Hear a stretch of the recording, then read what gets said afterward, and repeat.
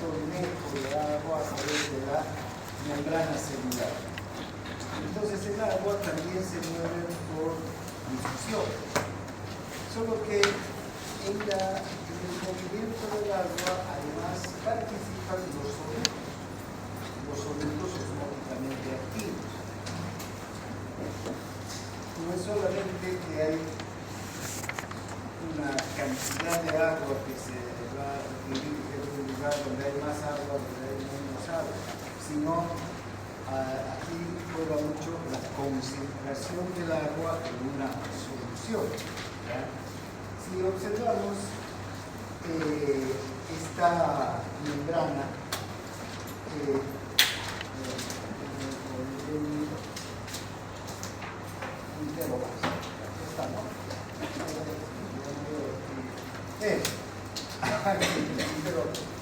si esta membrana que separa estas dos soluciones, en realidad un compartimiento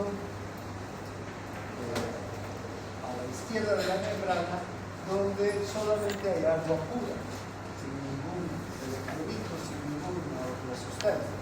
Y en la derecha observamos que es una solución de sodio, sodios más cloros, ¿no? Más cloruro, y agua, desde luego. Entonces, ¿dónde está más, digamos, dónde hay mayor cantidad, mayor concentración de agua? En la izquierda, porque acá los espacios que ocupa el agua están ocupados además por este soluto, que es un soluto osmóticamente activo, que atrae además al agua, así así. Entonces, si esta membrana es solo permeable para el agua, ¿hacia dónde se va a dirigir el agua? Hacia donde hay una menor concentración de agua y hacia donde están los solutos osmóticamente activos que están atrayendo el agua. Hay un movimiento neto de agua. No hay como el agua se mueve. Ahora, este movimiento de agua puede,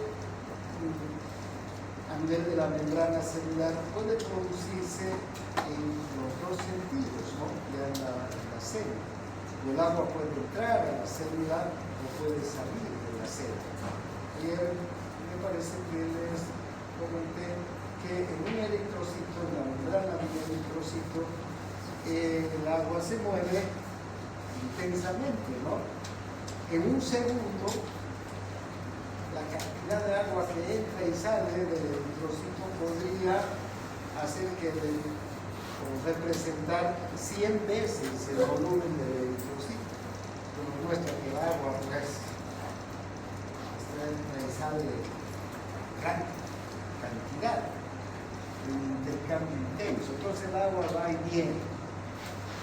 Ese ir y venir del agua permite que siempre entre la misma cantidad que sale, de tal suerte entonces que el volumen de la célula se mantiene constante, porque si entra más agua de la que sale, ¿qué va a pasar con la célula? Se va a hinchar y puede explotar. ¿Qué pasa si sale más agua de la que entra? La célula se va a deshidratar, ¿no? Y ya no va a tener agua para su función. Entonces, cualquiera de las dos situaciones hace que la célula entre en una situación de alteración. Entonces, siempre hay un equilibrio entre el agua que ingresa y sale de la célula. Ahora, ¿ven? Ese equilibrio va a lograrse porque los iones y las sustancias que forman parte de las soluciones de intra y extracelular no solamente ejercen una atracción hacia el agua, es decir, que haga que el agua pase de un lado a otro, sino también que estos iones ejercen una presión, ¿sí?, que se conoce como la presión osmótica. Esta presión osmótica juega un papel inverso a la ósmosis. ¿Por qué? Porque la presión osmótica es la fuerza necesaria para oponerse a la osmosis, para impedir que la osmosis siga adelante. Eso lo podemos ver perfectamente en esta gráfica, ¿no? Vean, aquí tenemos dos tubos comunicantes, estos se comunican a través de la parte inferior, donde hay una membrana celular, ¿sí? O una membrana semipermeable. Esta membrana es permeable al agua, pero impermeable a estos solutos osmóticamente activos. Estos redondos son solutos. Puede ser sodio, glucosa, ¿no? Pero son solutos. Ahora, si tenemos estos dos vasos comunicantes en un inicio, en el mismo nivel, el tubo B con agua pura y el tubo A con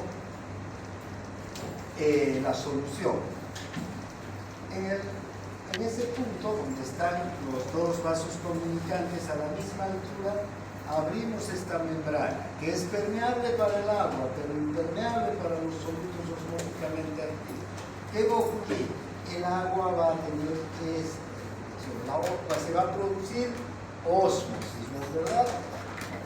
Entonces, el agua va a moverse en este sentido. Va a haber un movimiento neto de agua en este sentido. Pero este tubo se va a vaciar, va a llegar a no contener nada porque todo el agua va a pasar hacia al otro. No va a ocurrir eso, porque va a haber una fuerza que va a detener la osmosis. Esa fuerza es la presión osmótica. Y esa presión osmótica la ejercen estos mismos solutos. ¿Sí? Estos mismos solutos osmóticamente activos. La presión osmótica, digamos, los solutos osmóticamente activos, un soluto osmóticamente activo es de aproximadamente 19.3 milímetros de mercurio de presión, 19.3 milímetros de mercurio de presión. La presión, ya sea la presión de los gases, la presión de los líquidos, se mide en centímetros de agua o milímetros de mercurio, ¿ya? Entonces, en este caso, esta presión osmótica se mide en milímetros de mercurio. Cada soluto osmóticamente activo, entonces es capaz de ejercer esta presión. Si aquí hay 100 solutos osmóticamente activos, ¿cuánto será la presión que van a generar?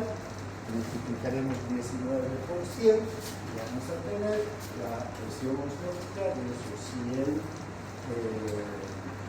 solutos osmóticamente activos, ¿no? ¿Cuánto será? Más o menos unos 19.300 milímetros de mercurio. ¿Está claro? Entonces, ahora,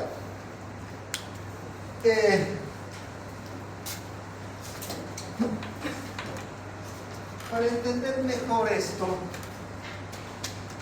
decía ayer, tenemos que hacer un repaso de la química, ¿no? Ver qué es un soluto osmóticamente activo, qué es un mol, qué es un osmol. Osmoles van a ser los solutos osmóticamente activos. Los solutos son moles que están en una solución, que están mezclados con agua. ¿Qué es un mol? Entonces, por ahí habíamos empezado. Es igual a 6.02 por 10 a la 23 átomos, iones o moléculas de una sustancia. Ya les decía ayer, vean, cada mol de una sustancia es igual al mol de otra sustancia, porque no importa mucho el peso molecular aquí, sino lo que importa es la unidad. Está claro que dice aquí, ¿no? Igual a 6.02 por 10 a la 23. Esto quiere decir que son unidades de los absolutos. Entonces, 6.02 por 10 a la 23 moléculas de glucosa es un mol de glucosa. 6.02 iones de sodio es igual a un mol de sodio. Entonces, un mol de sodio es igual a un mol de glucosa. O un mol de cloro o de cloruro va a ser igual a un mol de glucosa o igual a un mol de cloro o de sodio. ¿Sí? Entonces, esa es una característica importante. Ahora, ¿qué es la molaridad? La molaridad no es nada más que el número de moles de soluto disueltos por litro de solución. Es decir, cuántos moles de un soluto están en un litro de solución. Entonces, la molaridad, si decimos, hay 10 o 13 moles de sodio en un litro de solución, la molaridad será 13 moles por litro, ¿no? ¿Sí? Porque en un litro de solución ahí encontramos 13 moles. Si en ese mismo litro tengo 10 moles de glucosa, la molaridad de la glucosa será 10 moles por litro. Si tengo 8 moles de cloro, la molaridad del cloro será 8 moles por litro. ¿Ya? ¿Estamos? Entonces, si tengo 13 moles de sodio, ¿no? 10 de glucosa, 8 de cloro, ahí lo pararemos. ¿Cuántos moles aquí por litro, en un litro de solución? Y veamos que ese litro de solución es, digamos, un litro. Hasta aquí, un litro de solución. Y aquí en este litro hay 10 glucosas, 13 sodios, 8 cloros. ¿Cuántos moles tendré en total? Sumo, ¿no? ¿Cuántos? 31 moles. Entonces, la molaridad total de esta solución son ¿cuántos moles? 31 moles. ¿Estamos de acuerdo? ¿Sí? Ahora, el osmol va a ser el peso molecular gramo de un soluto osmóticamente activo. Este es el osmol el que expresa la concentración de una solución en función del número de partículas. Entonces, 180 gramos, que es el peso de la molecular de la glucosa, es igual a un osmol de glucosa. Ahora, fíjense, si yo tengo, acá vamos a decir que los moles son los que van a estar disueltos en el agua, la molaridad, ¿no? Pero ya no se van a expresar como moles, porque ya no son moles individuales, sino son moles que están en el agua. Y entonces ya no los vamos a decir hay 10 moles, sino vamos a decir 10 osmoles, porque ya están disueltos en una solución. ¿Sí? Entonces, ¿cuántos osmoles tendré aquí? 31. ¿No es verdad? 31 osmoles.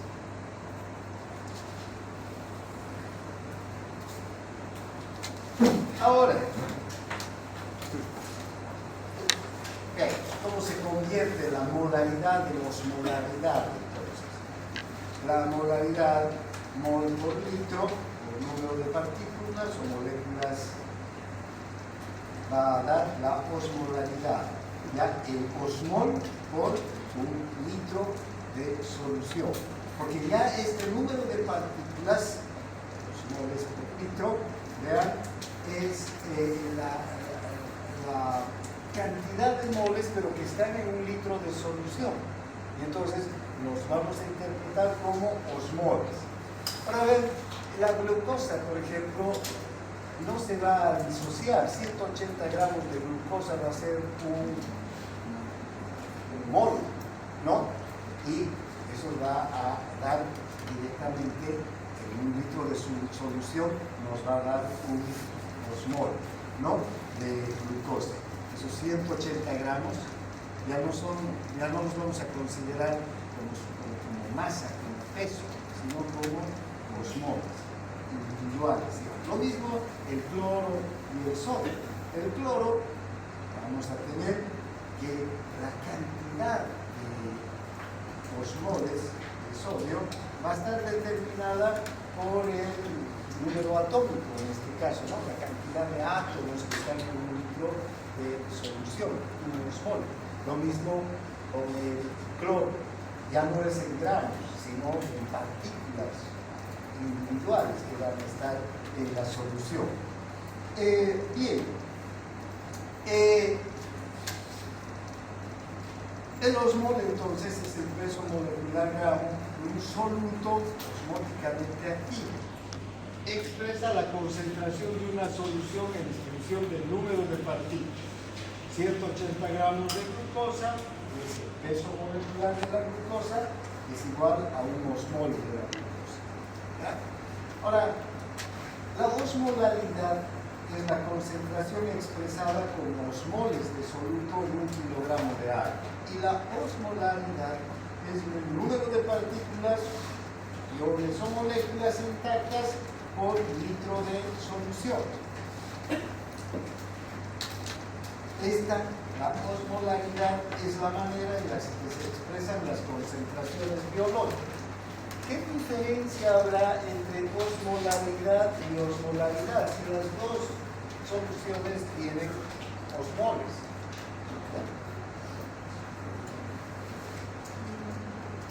¿Qué diferencia encuentran entre osmolaridad y osmolaridad?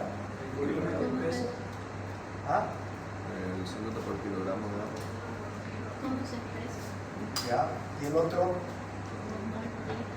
Por litro. ¿Qué diferencia hay entre 1 kilo de agua y 1 litro de agua? El peso y el volumen.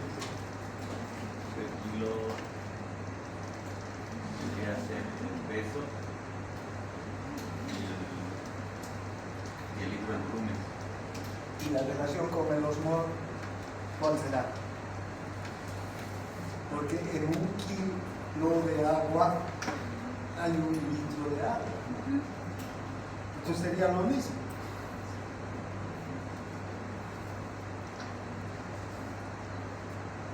A ver, lean bien. Uno es por kilogramo de agua y el otro por litro de solución. Sabemos que no quiero confundirlos, pero 1 litro de agua es igual a 1 kilo de agua. ¿Vendría a ser lo mismo?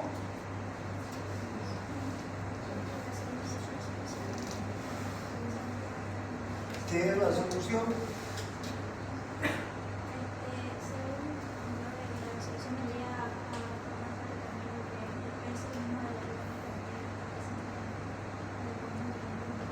¿Y cuánto de agua habría en ese litro de solución? Menos de 1 litro de agua, ¿no? Porque le están ocupando, vayamos al dibujo. Fíjense, esta es una solución, ¿no? En cambio esta, ¿no? Esta es agua pura. Entonces, 1 litro de solución, digamos este es el litro de agua pura. Entonces nos vamos aquí, este sería el litro de solución. ¿Estamos? ¿Sí? Esta es la altura de 1 litro. ¿Qué diferencia hay aquí? En que la osmolaridad nos está hablando de que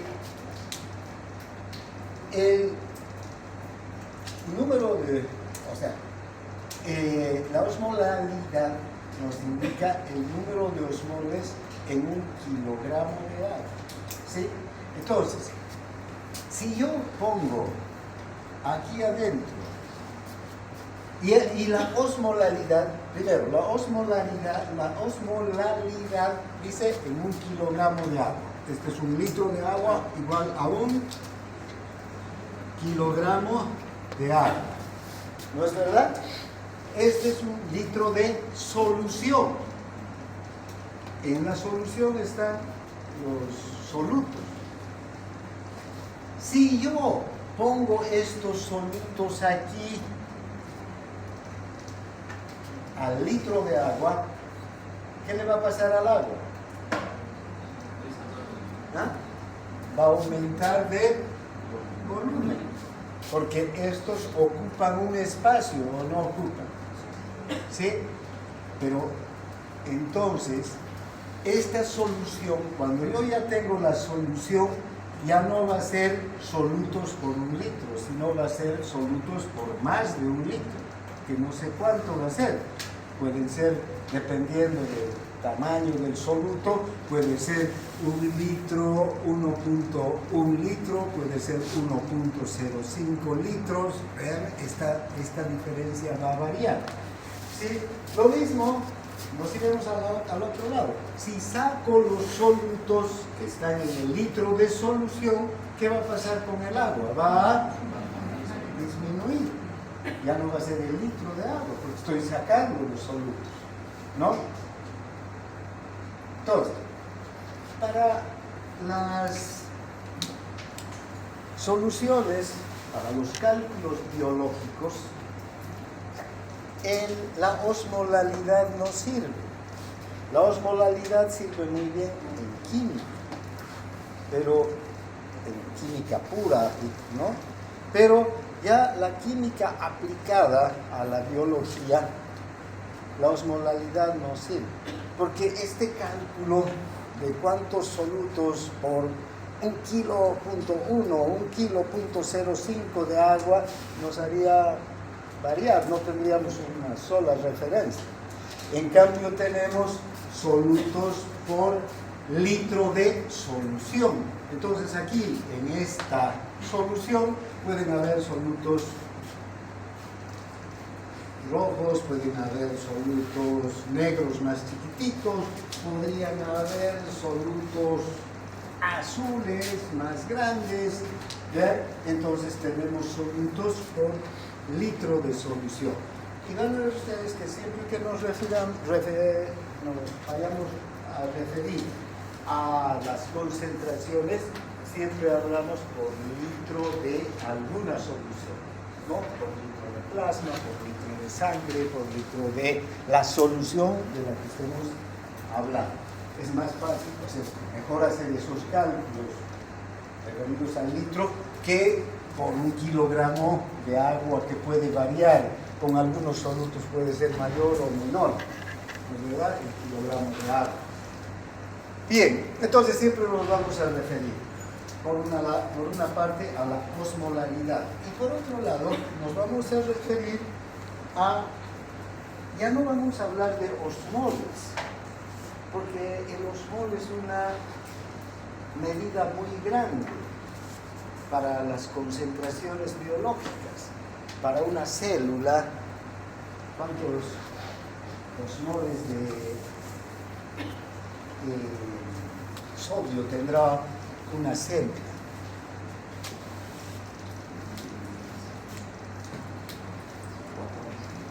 ¿Cuántos osmoles de sodio tendrá una célula? Es una medida muy grande. Nos referimos entonces ya a la milésima parte de un osmol. Y entonces hablamos de miliosmoles por litro de solución. Miliosmoles por litro de solución. Entonces, la célula, en este caso, una célula tiene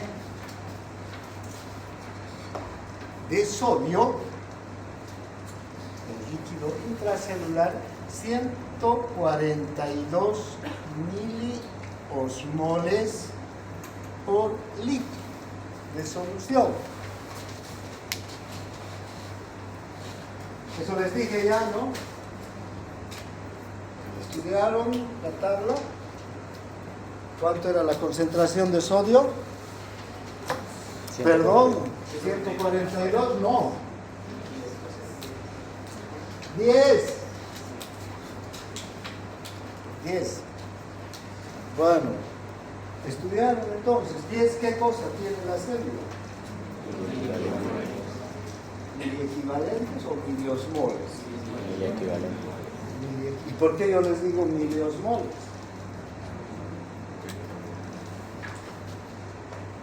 ¿Por qué será? ¿Me he equivocado? No. El osmol es igual a un equivalente. ¿Sí? También al osmol se lo conoce como equivalente en química. Y entonces al miliosmol como miliequivalente. ¿Ya? Miliequivalente. Entonces, si yo digo 142 miliosmoles o 142 miliequivalentes, es lo mismo. Porque estamos ya hablando de la milésima parte del osmol o de la milésima parte de un equivalente. ¿Sí? Que es lo que hay en las concentraciones biológicas. Porque entonces estos 10 miliequivalentes de la célula, traducido a equivalente, o estos 10 osmoles, 10 miliosmoles de la célula, traducido a osmoles, ¿cuánto sería? 0,001 osmol por litro, ¿no? Entonces es más complicado hablar con tantos ceros de decimales que 10 equivalentes.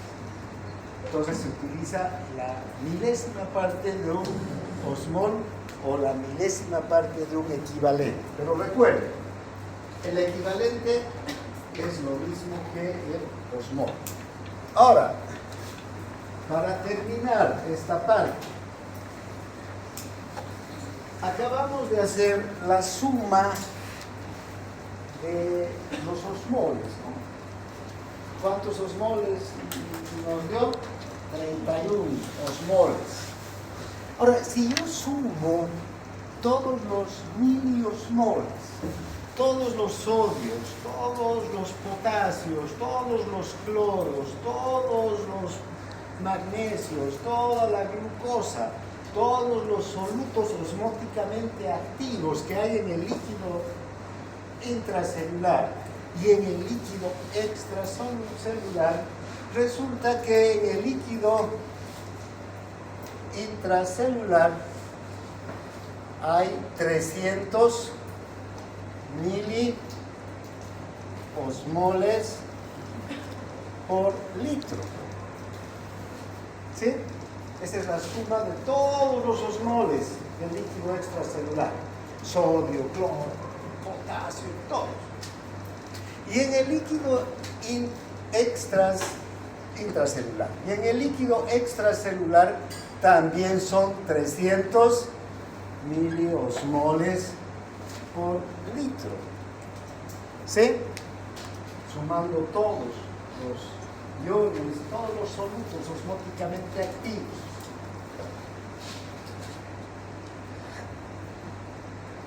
Si es así, los solutos osmóticamente activos están en equilibrio en el líquido intra y en el extracelular. Si hace un momento hemos dicho que la presión necesaria para detener la ósmosis, además, está dada por los solutos osmóticamente activos y que cada soluto osmóticamente activo ejerce una presión osmótica de 19.3 milímetros de mercurio. Entonces multipliquen 300 por 19.3.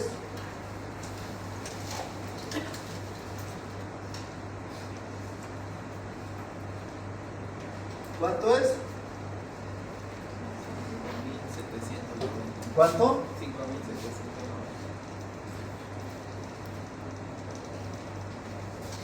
Entonces, tenemos solutos osmóticamente activos 300 tanto en el líquido intra y extracelular. Tenemos una presión osmótica de 5.790 milímetros de mercurio tanto en el líquido intra y extracelular. Si aquí están abiertos unos canales de agua, unas acuaporinas están abiertas, ¿hacia dónde va a ir el agua? ¿A dónde? ¿Dónde? Ahorita alguien ha dicho aquí. A ningún lado, está bien. No se va a mover el agua. ¿Sí? ¿Por qué? Porque hay un equilibrio. Los solutos que atraen el agua están en equilibrio. La presión osmótica que detiene el agua está en equilibrio. Entonces el agua está quieta, ¿no es verdad? Pero ¿qué pasa si aquí hay primero, si aquí hay un canal de sodio, se abre el canal de sodio, ¿hacia dónde va a ir el sodio?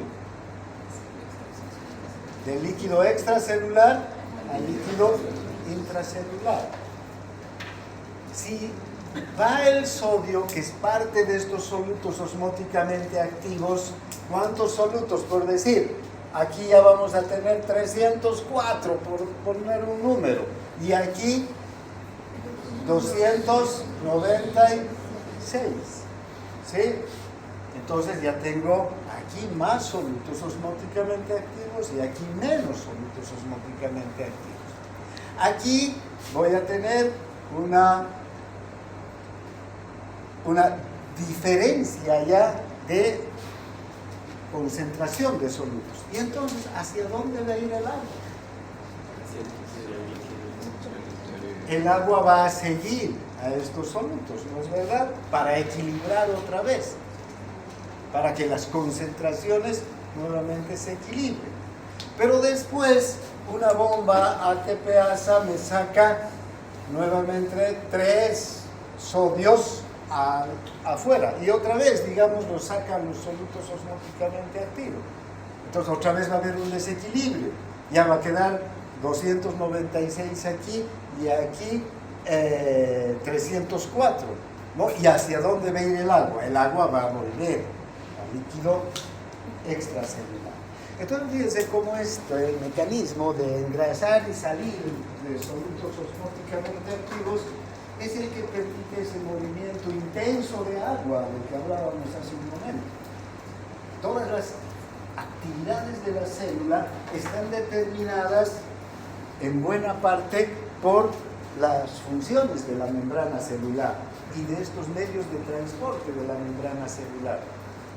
Si el agua entra o sale, vean, va a haber cambios importantes en su concentración tanto de solutos como la cantidad de agua. Entonces, la difusión, para terminar, y la difusión del agua, entonces es este movimiento neto de agua que va a ir de un lado a otro de la membrana. Pero el agua no se va a mover sola. Las fuerzas que impulsan al agua son la ósmosis, ¿no es verdad? La ósmosis es una fuerza importante que va a determinar hacia dónde se va a dirigir el agua. Y ese movimiento es constante.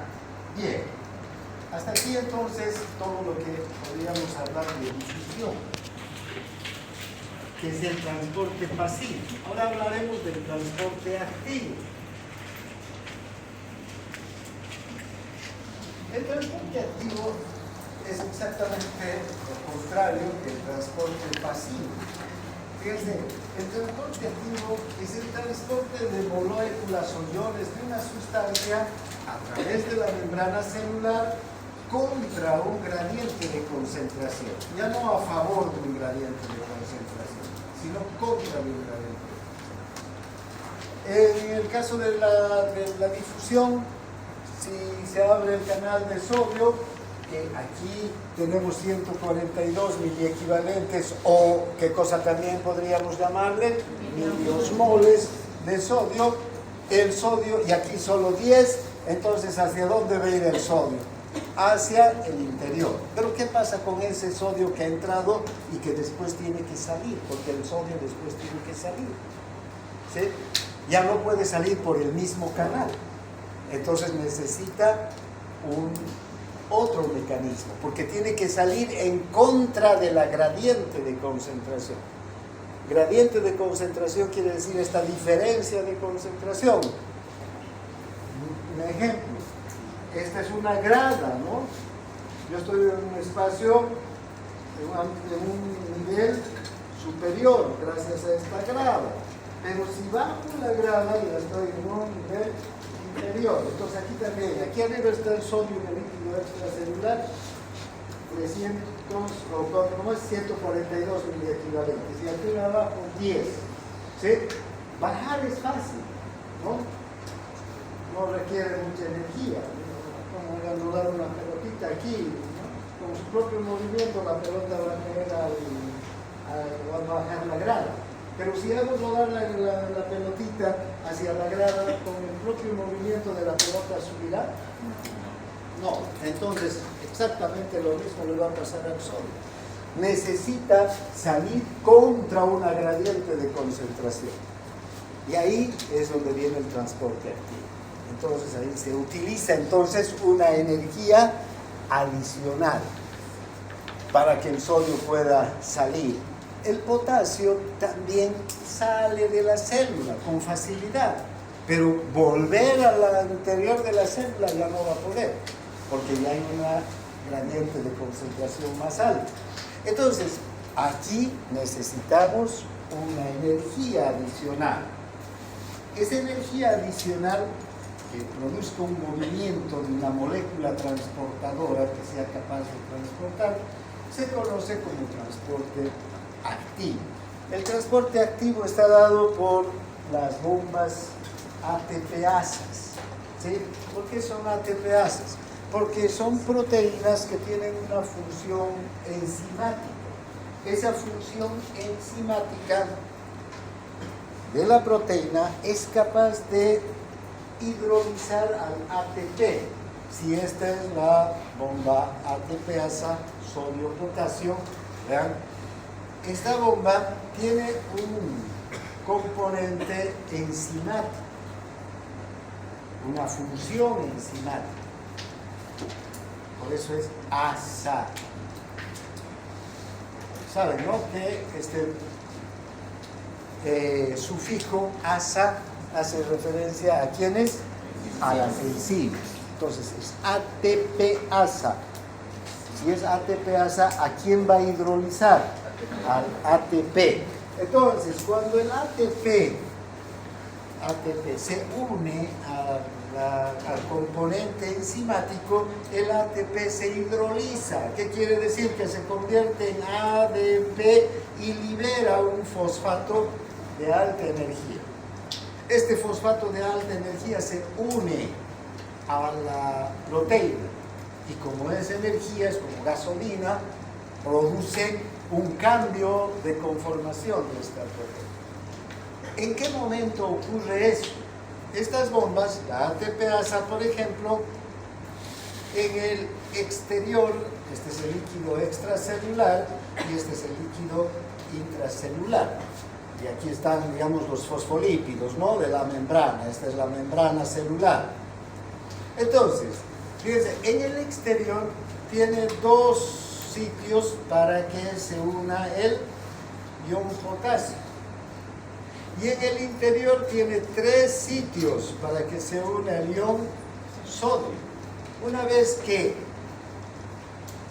están los 3 sodios ocupando su asiento, los 2 potasios ocupando su asiento, se activa la función ATPasa. Y entonces aquí, este fosfato de alta energía hace que esta proteína cambie de configuración. Le da una fuerza a la proteína, una reacción bioquímica se produce. Y estos 3 iones sodio salen al líquido extracelular. Y estos 2 potasio ingresan al líquido intracelular. ¿Está claro?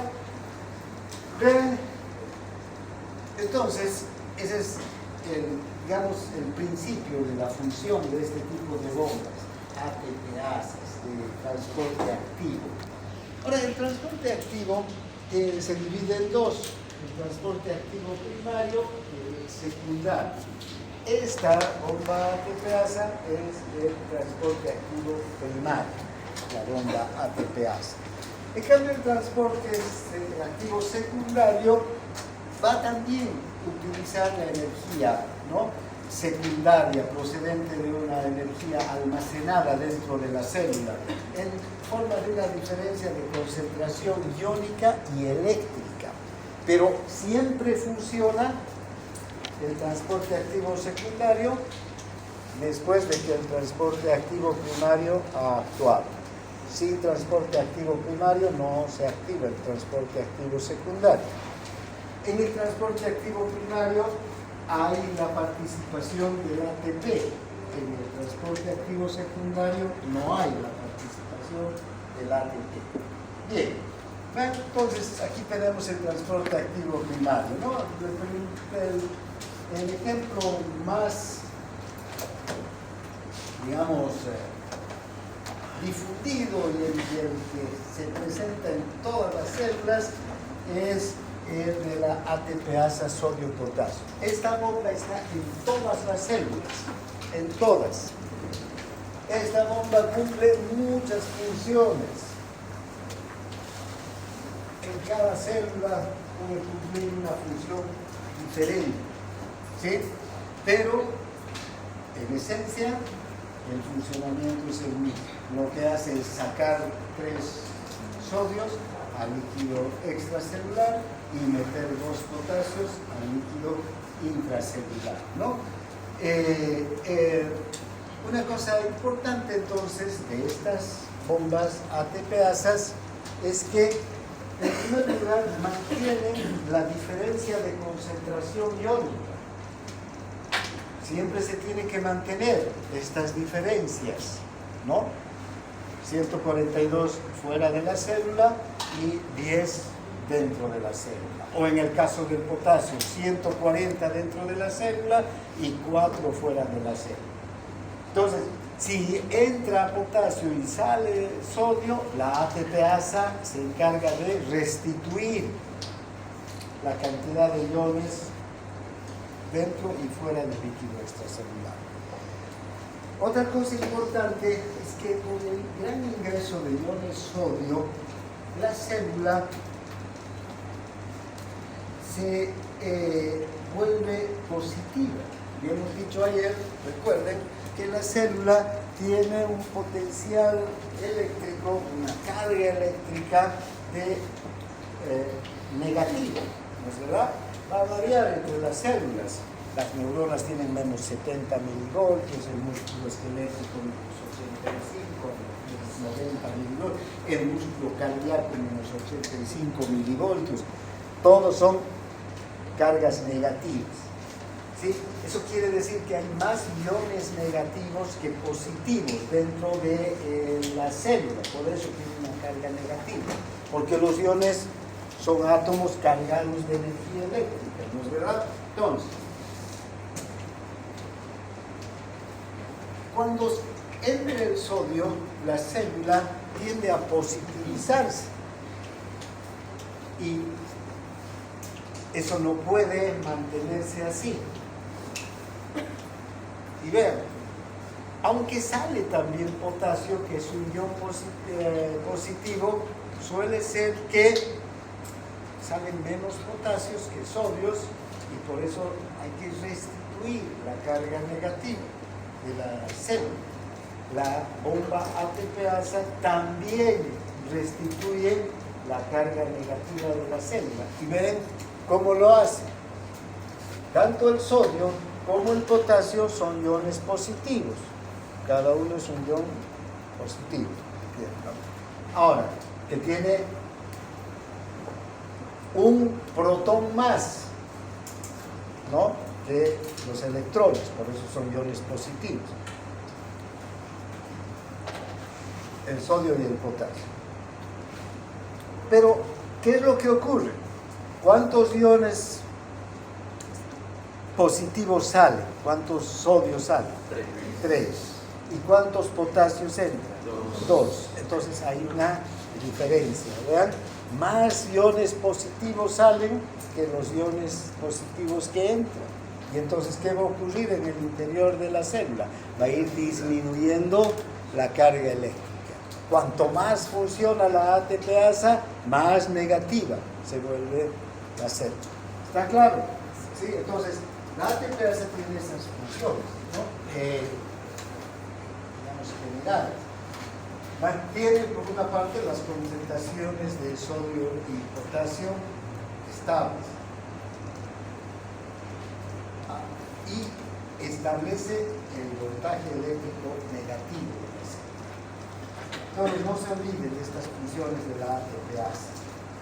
Esta ATPasa, para tener estas funciones, tiene 2 subunidades. La subunidad alfa, que es esta grande, que tiene los puntos para el potasio afuera y los puntos o los sitios, los lugares de enlace para los iones, 3 adentro para el sodio.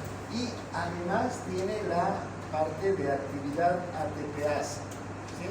Cerca de la punta de donde se une el sodio, aquí. Aquí entonces es el punto en el que la ATPasa se une al ATP, lo convierte en ADP, libera un fosfato de alta energía y ese fosfato es el que sirve para digamos, el bombeo, ¿no?, de los iones. Unos que salen y otros que entran. 2 iones potasio se unen, van a entrar, y 2 iones sodio van a salir. Entonces, una cosa importante también es que al mantener las concentraciones de iones estables, hace que la célula también mantenga el volumen, ¿no? Porque vean, hace un momento decíamos 300 miliosmoles en el líquido extracelular y 300 miliosmoles en el líquido intracelular. Hay un equilibrio. Pero cuando se abren los canales de sodio, los sodios ingresan. ¿Y quién ingresa detrás de los sodios? El agua. Entonces hay un volumen mayor de agua dentro del líquido extracelular o del líquido intracelular. Entonces, cuando se sacan los sodios, el agua también sale y entonces se restablece el volumen de agua de la célula. Porque si entrara y entrara y entrara el sodio, ¿qué va a ocurrir? Va a entrar y entrar y entrar también el agua. ¿Y en qué vamos a quedar? En una célula hinchada, en una célula que hasta podría explotar de tanta agua y sodio que ingresa, ¿no? Entonces, necesariamente tiene que salir el sodio y detrás del sodio el agua. ¿Está claro? Por eso mantiene el volumen celular la ATPasa. Y tiene esta naturaleza electrógena. Cuando hablamos de la naturaleza electrógena, nos estamos refiriendo a que mantiene la carga negativa, que es el momento de decir, saca los iones sodio para que la carga vuelva a bajar, para que la carga eléctrica de la célula siempre se mantenga negativa. Ahí está la ATPasa. Tiene estos otros componentes, estas otras subunidades, beta y gamma, que no se conocen muy bien el funcionamiento, que parecen ser que les ayudan a sujetarse a la membrana, además tienen unidos a glucocalis, pueden orientar al potasio en el líquido extracelular para que se una a la función alfa, pero es la función alfa la que tiene la ATPasa, ¿no? De aquí, encima de la célula, y la subunidad alfa tiene además los sitios de unión para el potasio y para el sodio. Bien. Sí. Una pregunta, entonces las bombas ATPase siempre estarían activas independientemente del potencial de la membrana, o sea, de la carga de la membrana, a diferencia de los otros canales. Las ATPase se van a activar si hay un cambio en las concentraciones de sodio y potasio en el hidrogeno. ¿Sí? Ahora, va a depender también de la célula. ¿Sí? Por ejemplo, en las células donde se da el potencial de acción, sirve para eso, para restablecer las concentraciones de iones. Pero en otras células, las ATPase se van a activar para desarrollar, activar una función de la ATPase. ¿Sí? No solo para restablecer, sino para activar funciones de la ATPase. Entonces, hay tanta variedad de ATPase. Hay ATPase en la membrana celular, hay ATPase en la membrana del retículo endoplasmático, hay ATPase en las membranas de la mitocondria. Cada ATPase puede tener una función diferente. Y en la propia membrana celular, en el relleno de la célula, puede tener una función diferente. Ven, el riñón, por ejemplo, ahí ya no es para restablecer la carga eléctrica, etc. De paso lo van a hacer. Pero en los túbulos, este es el túbulo renal. Aquí está circulando el filtrado glomerular. El líquido que se filtra en el riñón, que tiene sodio, potasio, todos los componentes del líquido extracelular, excepto proteínas y células sanguíneas. Después va a tener todo. ¿Sí? Pero al día, a los túbulos, en las 24 horas, llegan 25.500 miliosmoles o 25.500 miliequivalentes de sodio. ¿Sí? Que tienen que ser reabsorbidos. ¿Y cuánto de sodio va a eliminar el riñón a través de la orina de estos 25.500? Unos 150 alrededor. Miren el gran trabajo que le corresponde al riñón, reabsorber en el sistema tubular el resto. Entonces, ¿cómo reabsorbe? Fíjense, si esta es la célula renal, varias células renales, el epitelio renal, aquí hay una ATPase de sodio. Esta ATPase ya no está estableciendo la carga eléctrica, ¿no? Lo va a hacer de paso, pero su principal función es arrastrar los sodios desde el túbulo hasta el líquido extracelular y del líquido extracelular al plasma, ¿no? Para que vuelva el sodio ese que ha sido filtrado a la circulación. Entonces, esta ATPase se pone en funcionamiento y empieza a reabsorber sodio. Es un trabajo enorme, pero también al mismo tiempo, fíjense, por aquí va a ir el potasio hasta el riñón tal vez, ¿no? Y después este potasio, junto con el potasio que ha sido filtrado, tiene que ser reabsorbido otra vez, porque no se va a eliminar potasio por el orina. Unos cuantos miliequivalentes se van a eliminar. Entonces estas células del riñón trabajan día y noche. ¿Y cuánto de energía invierte el riñón? ¿No? Al día. La energía que va a utilizar esta bomba es de aproximadamente 1.400 kilocalorías por día, ¿no? Entonces es un montón de energía que utiliza la ATPase en el riñón. Bien, entonces hasta aquí ¿sí? Hay diferentes ATPasas en diferentes lugares. En el corazón hay ATPasa. Por ejemplo, en el corazón hay una ATPasa que lo que se encarga es de sacar potasio y meter sodio. ¿Para qué lo hace? Para que funcione un contratransporte que luego saque al saque al calcio del corazón, para que el calcio que ha entrado pueda salir al líquido extracelular. Otra la función de esa ATPasa. Para que haya un transporte ahí. Bien, entonces, este es la. Ahora, ¿qué es el transporte activo? Antes. Perdón. No solamente hay la ATPasa sodio-potasio, que está en todas las células. Les pongo un ejemplo, las células renales, que cumplen diversas funciones. Sino también hay ATPasas de calcio, ¿no? También tenemos el transporte primario de calcio. Es igual, transporta calcio al líquido extracelular, porque en el líquido extracelular, del líquido intracelular, el calcio tiene que salir al líquido extracelular.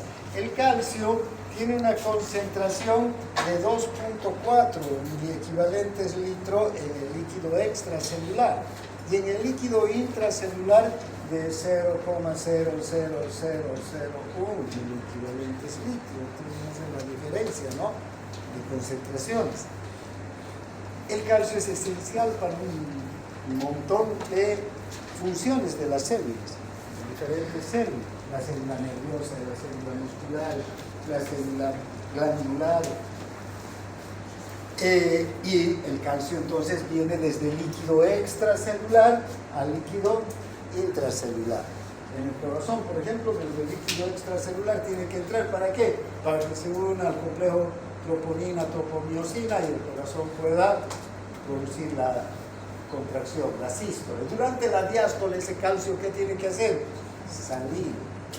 Entonces el calcio entra y sale. Sístole, entra el calcio. Diástole, el calcio sale del músculo cardíaco.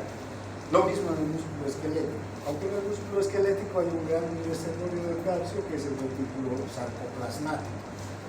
Bien, entonces esta bomba también trabaja intensamente en el organismo, en diferentes estructuras, ¿no?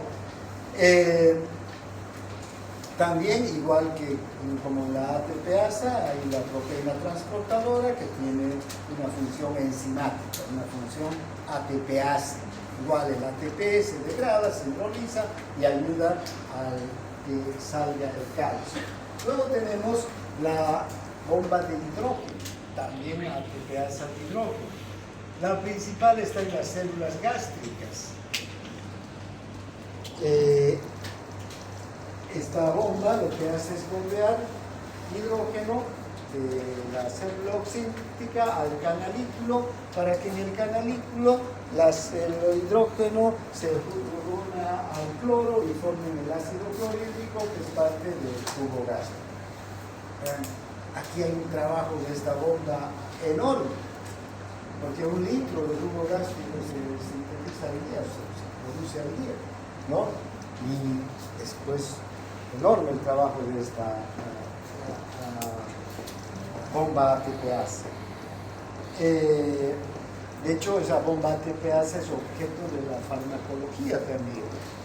Hay unos inhibidores de la bomba de protones. Bomba de protones se llama porque intercambia los dos protones, el hidrógeno y el potasio.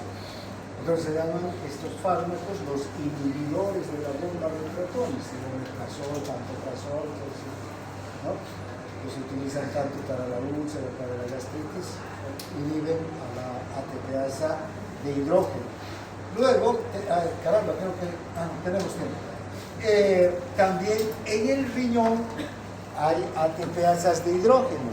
Estas ATPasas de hidrógeno, ¿para qué trabajan? Hay unas células, las células intercaladas, para contribuir al equilibrio ácido-básico del organismo, para hacer que la orina sea más ácida o sea más básica, dependiendo de la acidez o alcalinidad del líquido intracelular. ¿Cuánto es el pH del líquido intracelular? O extracelular, perdón. 7.4. Entonces siempre tenemos que mantener ese pH, porque si se acidifica podemos entrar en acidosis y morir. Si se alcaliniza, en alcalosis y morir.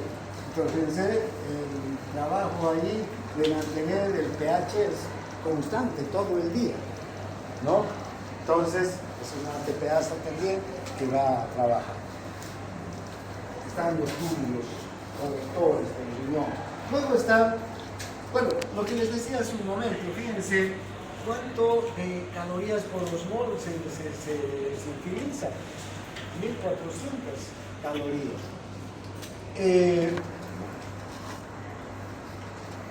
Y el riñón solo es capaz de producir, de invertir 1400, ya no calorías, sino kilocalorías. ¿Sí? Por estas bombas. Fíjense cuántas bombas tiene el riñón. Miles de bombas ATPasas que están en todos los puntos, de bombas de hidrógeno.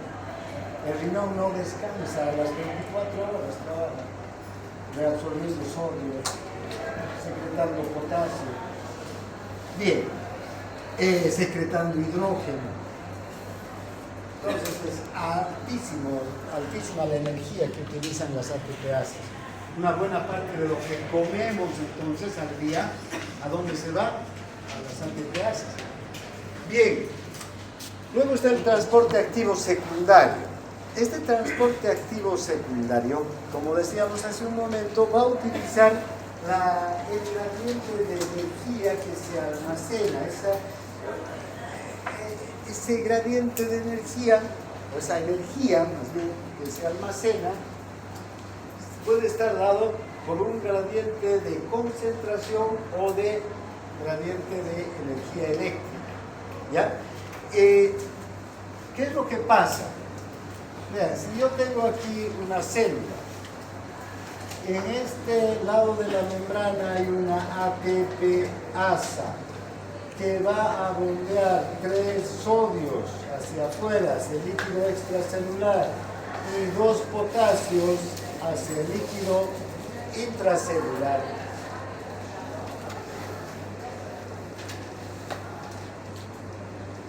En esta célula está quedando 3 iones sodio menos de los 10 iones sodio que había.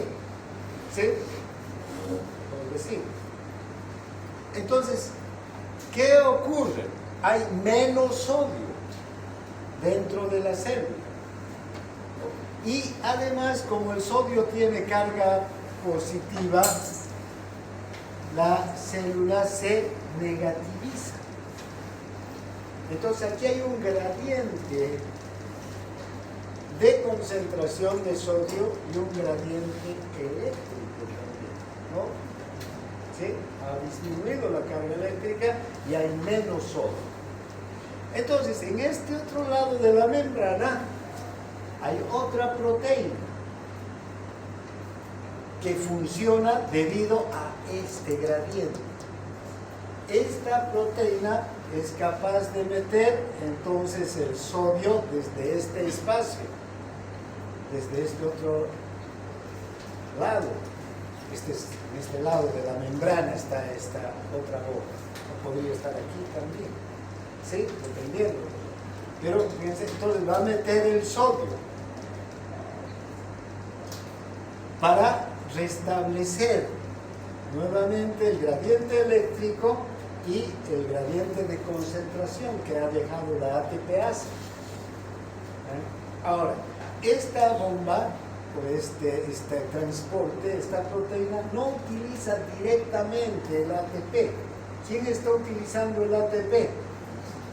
Es esta ATPasa.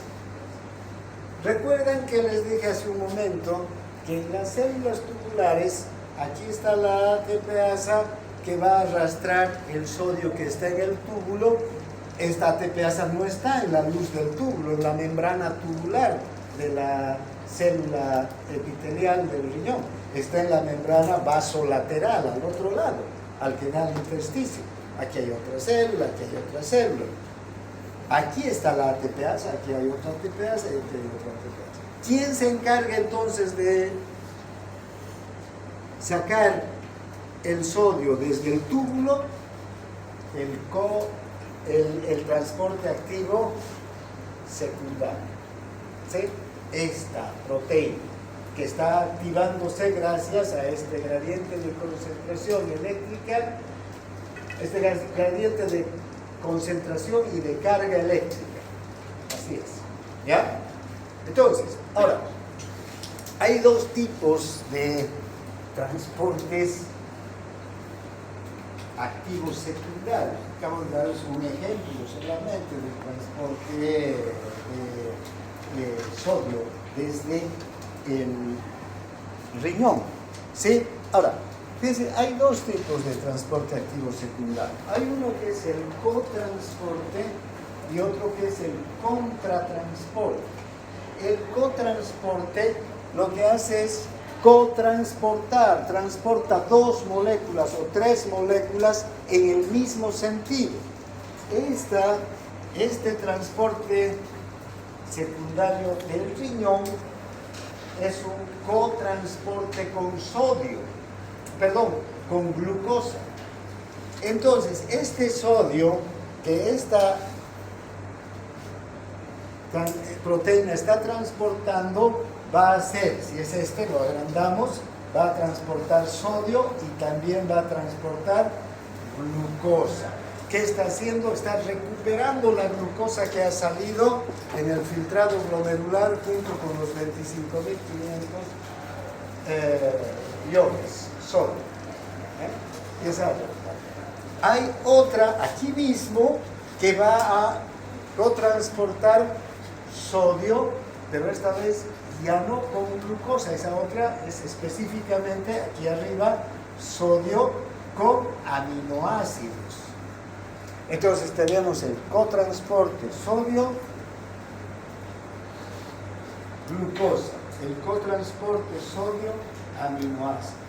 Ahora, ese cotransporte de sodio, glucosa y sodio, aminoácidos no solamente está en el riñón, sino está también en las células del epitelio del intestino.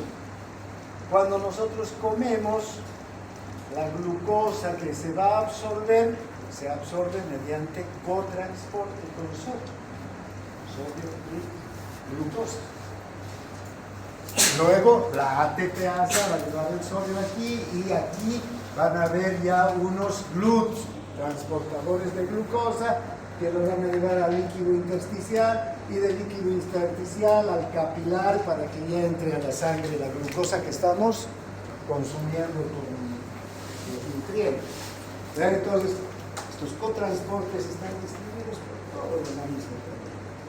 Hay un cotransporte que transporta sodio, cloro y potasio que está en el túbulo, en el asa de Henle, en el sector ascendente del asa de Henle gruesa, para reabsorber sodio, cloro y potasio de este líquido filtrado.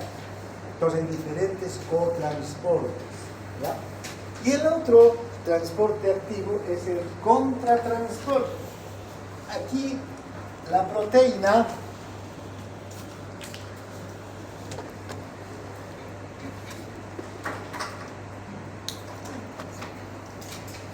esta proteína transportadora que está aquí, que funciona también con el gradiente eléctrico y de concentración que está dejando estos tres sodios, lo que va a hacer es transportar un sodio, ¿es verdad?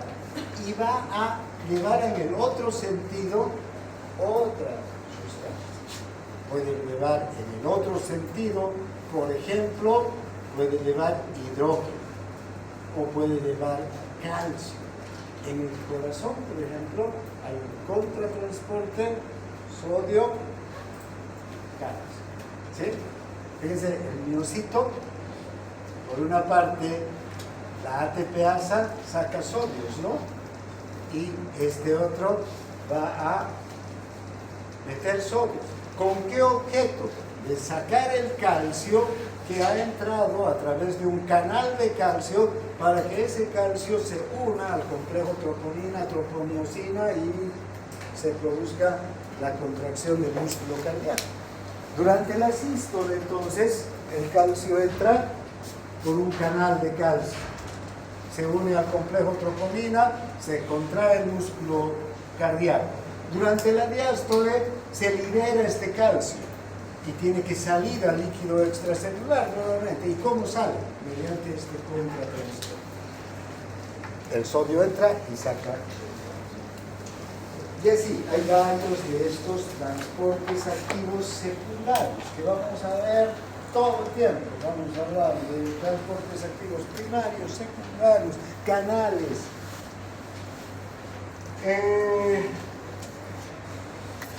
Creo que esto es todo, ¿no? Con transporte, sodio, aminoácido, sodio, glucosa. Recuerden, entran dos a la célula. Contra, uno sale y otro entra, ¿no? Vale, están todos los ejemplos, están en su libro, mejor y son los mismos que les acabo de decir. ¿Dónde están ubicados estos transportes? Los más, digamos, importantes, los más difundidos, porque estas células, estos mecanismos están por todas partes, ¿no? Y nos vamos a referir a eso.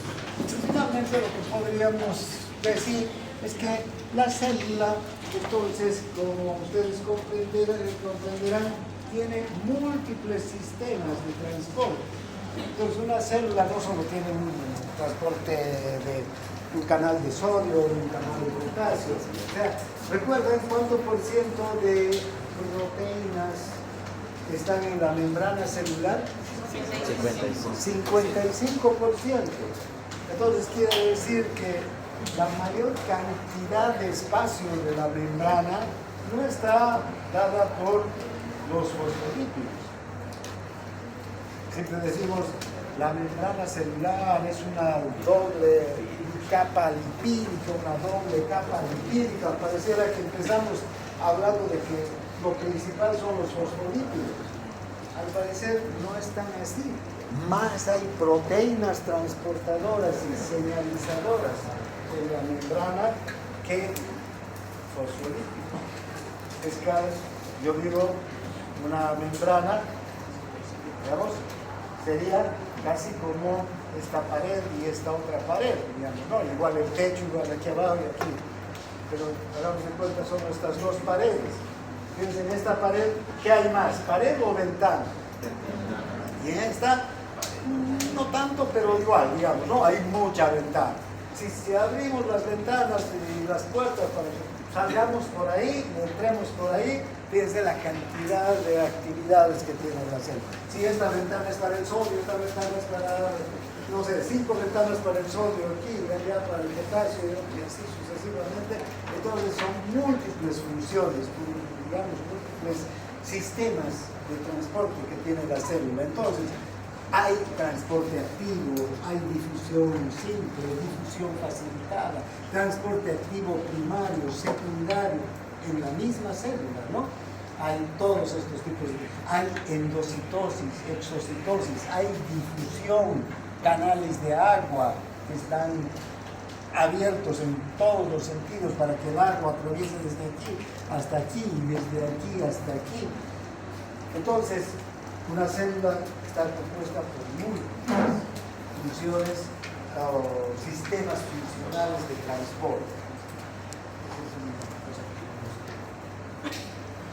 Muy bien, aquí terminamos entonces este tema, no este capítulo, este tema. Es necesario verlo en detalle porque tener claro que funciona. Mañana vamos a ver potencial.